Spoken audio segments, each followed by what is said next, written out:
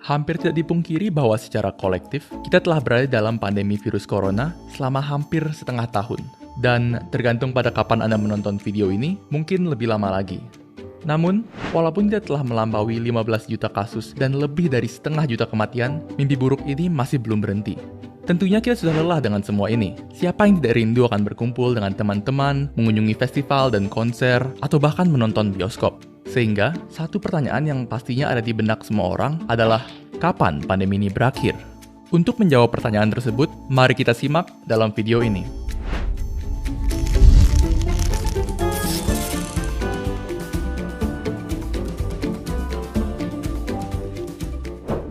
Sebelum kita menjawab pertanyaan, kapan pandemi berakhir, kita harus pertama-tama mengetahui apa artinya akhir dari pandemi. Terdapat dua tipe akhir pandemi, yaitu akhir pandemi secara medis dan akhir pandemi secara sosial. Akhir pandemi dari sisi sosial terjadi ketika ketakutan terhadap penyakit berangsur-angsur berkurang dan masyarakat mulai terbiasa hidup berdampingan dengan virus.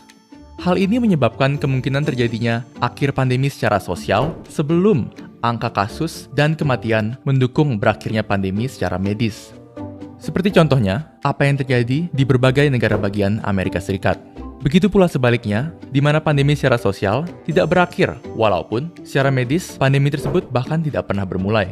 Kejadian seperti ini pernah terjadi di Irlandia, di tengah epidemi Ebola tahun 2014. Walaupun jumlah kasus sudah mulai mereda, rasa takut masyarakat tetap tinggi, sehingga menyebabkan diskriminasi terhadap warga dengan kulit gelap dan pula kepada siapapun yang menunjukkan tanda-tanda sakit. Bagaimana dengan akhir pandemi dari sisi medis? Menurut Profesor Tom Coe, pandemi dapat dikatakan berakhir jika kasus infeksi virus yang ditemukan hanya sedikit dan hanya terbatas pada lokasi tertentu. Yang dapat kita lihat terjadi di Indonesia adalah berakhirnya pandemi secara sosial sebelum pandemi berakhir secara medis. Hal ini diperburuk dengan diterapkannya penggunaan zona hijau, kuning, lalu merah, sehingga seolah-olah zona hijau dianggap aman.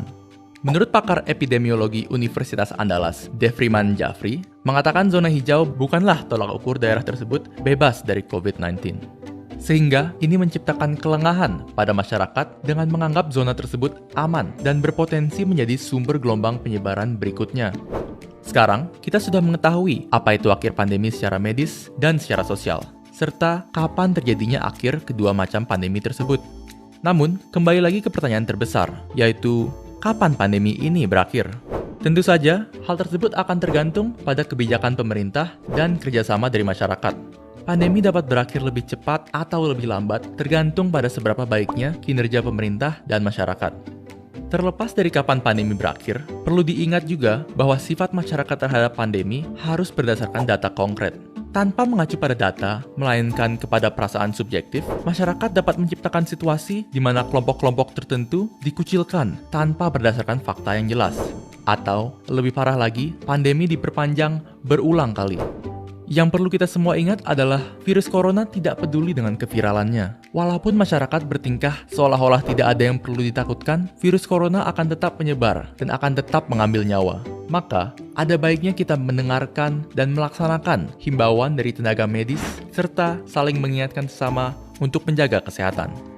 Sekian untuk video kali ini. Ceritakan apa yang kalian ingin lakukan ketika pandemi ini berakhir di kolom komentar di bawah. Dan jangan lupa untuk like, share, dan subscribe ke Neuron, karena video berikutnya kami akan membahas mengenai seberapa cepat vaksin corona dapat dibuat. Dan seperti biasa, jika ada topik yang kalian ingin kami bahas, kalian bisa tulis itu juga di kolom komentar. Terima kasih dan sampai ketemu di video berikutnya.